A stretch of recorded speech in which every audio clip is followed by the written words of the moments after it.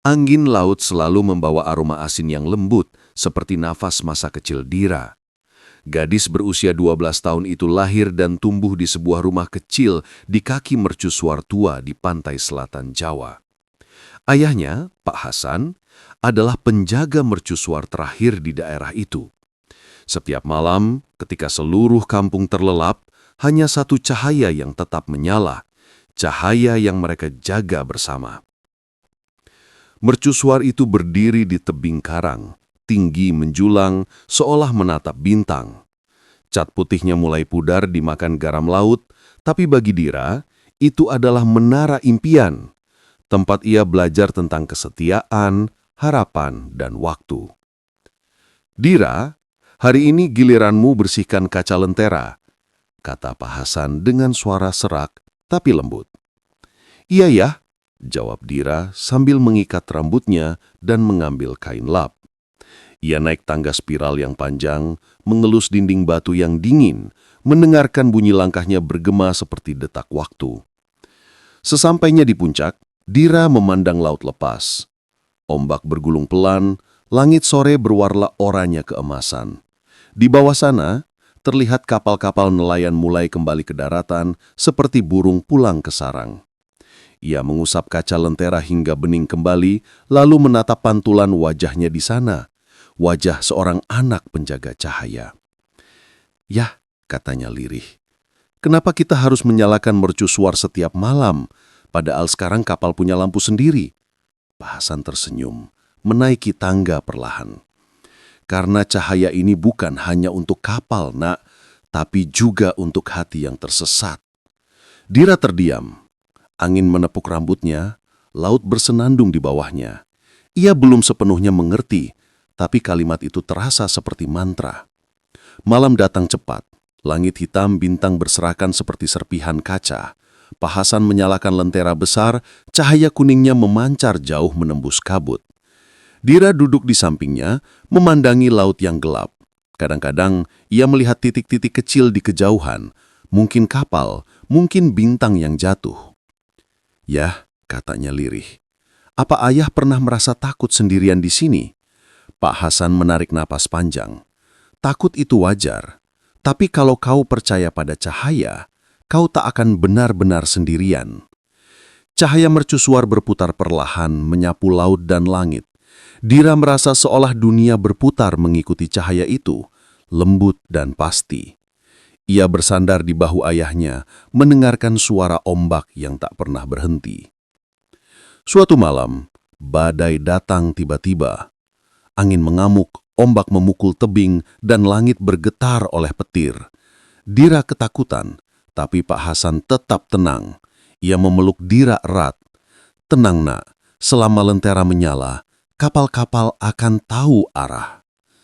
Namun tiba-tiba, kerat, suara keras terdengar. Angin menabrak jendela mercusuar, membuat kaca bergetar. Api lentera hampir padam. Dira menjerit, tapi ayahnya cepat menutup kaca dengan tubuhnya, melindungi nyala api itu. Pegang ini Dira, jangan biarkan cahayanya mati. Dengan tangan gemetar, Dira memegang lentera, menutupi dengan badannya yang kecil. Angin mengguncang, tapi api kecil itu tetap hidup, menari di tengah gelap yang menggila. Ketika badai akhirnya reda, Dira duduk lemas di lantai. Ayahnya tersenyum, wajahnya basah oleh keringat dan air hujan. Kau hebat, nak. Kau sudah jadi penjaga cahaya sejati.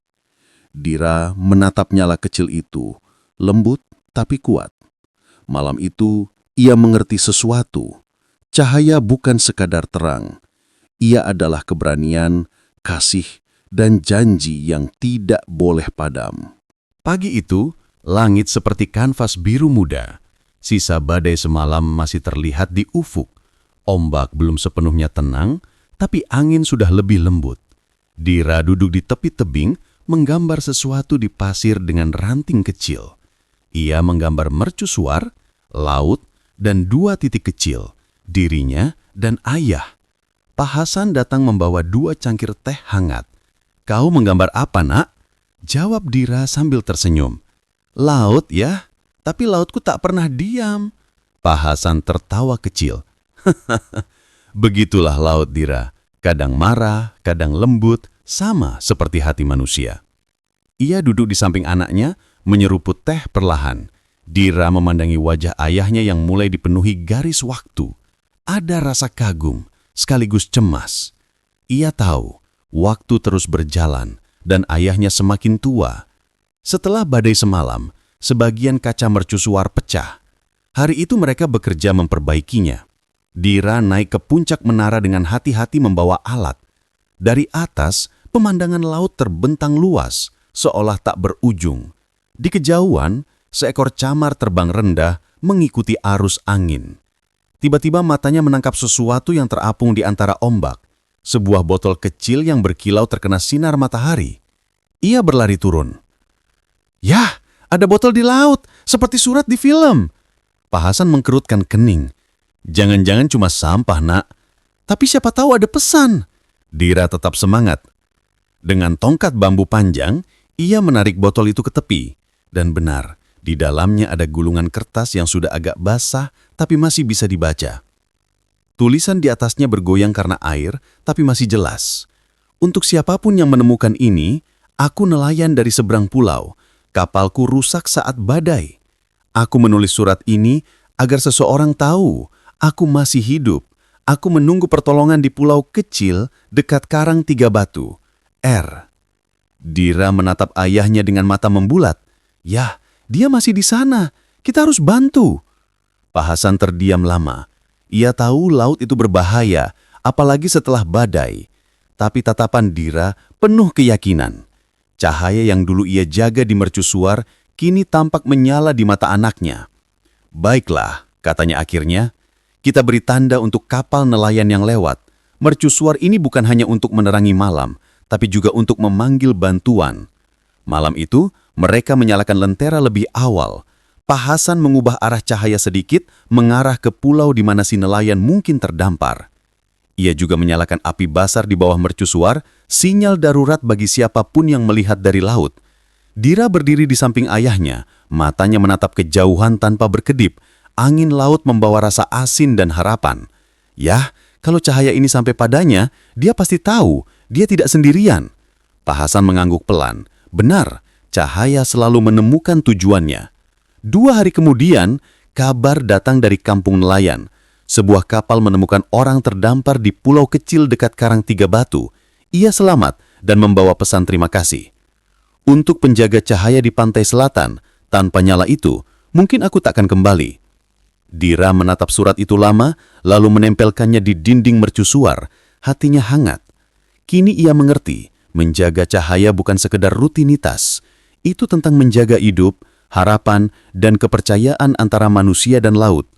Malam berikutnya, saat angin berhembus lembut, Dira berdiri di balkon menara. Ia menatap langit berbintang dan laut yang memantulkan cahaya. Yah, katanya pelan, kalau suatu hari aku besar, aku ingin terus menjaga cahaya ini, supaya tidak ada yang tersesat. Pak Hasan mengangguk, menatap anaknya penuh bangga. Dan ayah tahu, laut akan percaya padamu. Cahaya mercusuar berputar, menyapu horizon, seperti tangan raksasa yang menulis janji di udara. Selama ada cahaya, selalu ada jalan pulang. Waktu berjalan tanpa terasa. Bulan berganti musim, laut terus datang dan pergi membawa kisahnya sendiri. Dira kini beranjak remaja. Tubuhnya semakin tinggi, langkahnya lebih mantap, dan cahaya di matanya tetap sama, hangat dan penuh semangat. Namun di balik semua itu, ada sesuatu yang perlahan berubah. Ayahnya, Pak Hasan, mulai sering batuk. Tubuhnya yang dulu tegap kini mudah lelah.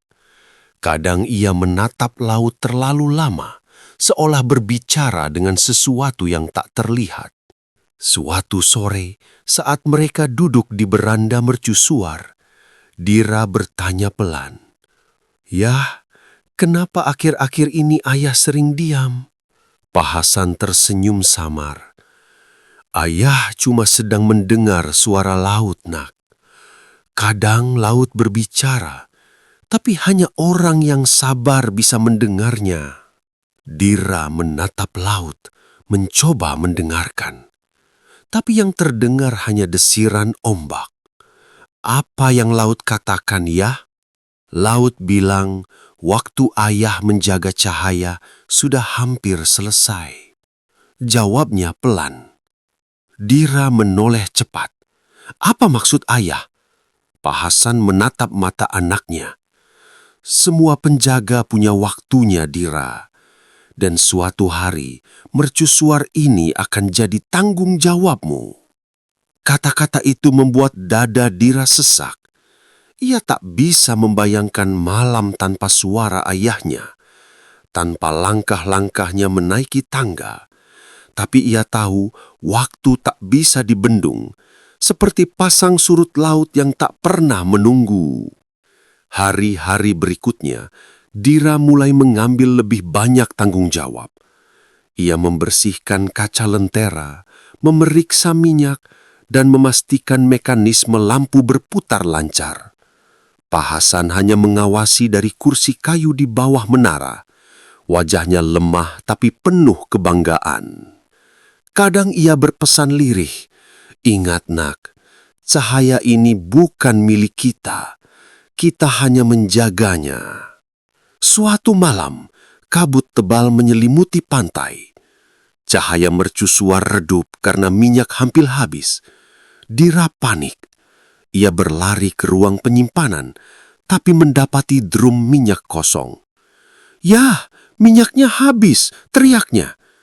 Pak Hasan berdiri pelan, menatap cahaya yang mulai pudar.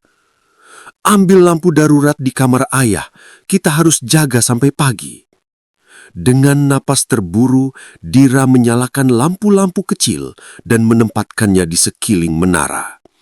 Tapi angin laut kencang, satu persatu lampu padam. Ia hampir menangis. Lalu terdengar suara ayahnya dari bawah, pelan tapi tegas. "Dira, jangan takut pada gelap.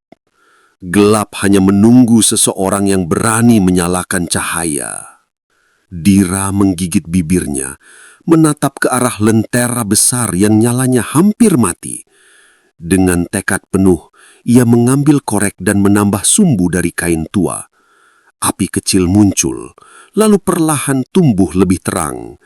Cahaya kembali berputar, menembus kabut. Dari kejauhan, samar-samar terdengar suara kapal menyalahkan klakson panjang, tanda mereka melihat cahaya itu. Dira tersenyum. Air matanya jatuh bersama peluh. Ia tahu mercusuar telah menyelamatkan kapal itu dari karang. Tapi di bawah menara, Pak Hasan terbaring lemah. Ia tersenyum kecil saat melihat cahaya kembali menyala. "Kau berhasil, nak," bisiknya sebelum matanya perlahan terpejam. Dira berlari menuruni tangga, mengguncangkan tubuh ayahnya. "Yah, ayah, bangun, mercusuarnya sudah terang lagi." Tapi Pak Hasan tak jawab. Wadahnya tenang, seperti seseorang yang akhirnya pulang ke rumah setelah perjalanan panjang. Malam itu, Dira duduk di samping tubuh ayahnya. Laut masih bergemuruh lembut, dan cahaya mercusuar tetap berputar tanpa henti, seolah tahu bahwa tugasnya belum selesai. Ia menggenggam tangan ayahnya erat, berbisik pelan, "Ayah, aku janji, aku akan terus menjaga cahaya ini sampai laut berhenti bernyanyi." Pagi pertama, setelah kepergian ayahnya, terasa begitu sunyi. Laut yang biasanya bernyanyi, kini hanya berbisik pelan, seolah turut berduka. Dira berdiri di depan mercusuar, menatap langit yang masih berwarna abu-abu. Di tangannya tergenggam kunci tua, kunci yang dulu selalu digantung di sabuk ayahnya. Kini, kunci itu menjadi miliknya. Sejak hari itu, Dira mengambil alih tugas sebagai penjaga mercusuar. Usianya baru 16 tahun, tapi langkahnya sudah penuh keyakinan. Setiap pagi, ia membersihkan kaca lentera seperti yang ayahnya ajarkan. Setiap sore, ia memeriksa mekanisme putar dan minyak. Dan setiap malam, ia menyalakan cahaya. Sebuah ritual yang baginya bukan sekedar kewajiban, melainkan doa. Suatu sore, seorang nelayan tua datang ke mercusuar membawa ikan segar. "Ini untukmu, Nak. Ayahmu dulu sering bantu kami dengan cahayanya. Sekarang kau yang meneruskan," katanya sambil tersenyum. Dira menerimanya dengan mata berkaca. "Terima kasih, Pak. Cahaya ini akan terus menyala selama laut masih bernafas." Hari demi hari berlalu. Mercusuar itu menjadi tempat ziarah bagi para pelaut yang selamat dari badai. Mereka datang membawa bunga, menaruhnya di batu besar di bawah menara. Beberapa menulis pesan kecil di kertas dan meletakkannya di sana. "Terima kasih penjaga cahaya. Kami tidak akan lupa Pak Hasan. Dira, teruslah menjaga langit kami." Setiap kali membaca pesan itu, Dira tersenyum. Ia merasa seolah ayahnya masih berdiri di puncak menara, tersenyum bangga, memandangi laut yang luas. Tapi di hatinya juga tumbuh rasa rindu yang dalam. Rindu pada tawa ayahnya, pada suara batu kecilnya, pada cara ia menyebut namanya dengan lembut. Suatu malam, badai besar kembali datang. Angin meraung seperti binatang lapar, ombak memukul karang dengan suara menggelegar. Dira berlari ke atas menara memastikan lentera tetap menyala. Tapi kali ini, badai jauh lebih hebat dari yang pernah ia alami. Atap mercusuar bergoncang, air hujan menembus celah-celah dinding. Lentera bergetar, nyalanya menari-nari di ambang padam. "Tidak!" teriak Dira, menahan tangis. Ia menutup kaca dengan tubuhnya seperti yang pernah dilakukan ayahnya dulu. "Kau tidak boleh padam, kau tidak boleh," katanya menggigil di tengah angin dan hujan. Dalam kekacauan itu, Dira tiba-tiba teringat kata-kata terakhir ayahnya. "Gelap hanya menunggu seseorang yang berani menyalakan cahaya." Ia menggenggam lentera itu erat, menambahkan minyak terakhir dari botol kecil simpanan ayahnya. Api menyala lebih terang, menembus badai, menari di antara kilat dan petir. Cahaya itu berputar, menembus gelap, memberi arah bagi kapal-kapal yang berjuang di tengah laut. Beberapa jam kemudian, badai mulai mereda. Dira turun perlahan, tubuhnya lelah dan basah kuyup. Tapi ketika menatap ke laut, ia melihat sesuatu yang membuatnya tersenyum. Titik-titik lampu kapal bergerak aman menuju pelabuhan. Ia berhasil, cahaya berhasil. Keesokan paginya, langit kembali biru, udara bersih, laut tenang, dan burung camar kembali berputar di atas mercusuar. Penduduk kampung berdatangan menyalami Dira satu persatu. "Kamu luar biasa, Dira. Kau sudah jadi seperti ayahmu," kata seorang nelayan muda. Dira hanya tersenyum. "Aku tidak sendiri. Cahaya ini milik kita semua." Beberapa hari kemudian, Dira menulis sesuatu di buku catatan tua ayahnya, lalu menaruhnya di meja kerja mercusuar. "Cahaya ini akan terus hidup. Setiap kali laut gelap, aku akan menyalakannya. Setiap kali badai datang, aku akan berdiri di sini. Karena aku adalah anak penjaga mercusuar, dan sekarang aku adalah penjaganya." Saat malam tiba, Dira menatap ke arah laut yang luas, memandang cahaya yang berputar lembut menembus kabut tipis. Ia menutup matanya sejenak dan mendengar suara yang pernah ia rindukan, suara ayahnya, samar namun jelas berbisik di antara angin. "Terus jaga, Nak. Cahaya ini kini milikmu." Dira tersenyum. Di wajahnya terpancar sinar yang sama seperti mercusuar itu, hangat, lembut, dan tak pernah padam. Dan malam pun kembali tenang, ditemani cahaya abadi di ujung laut.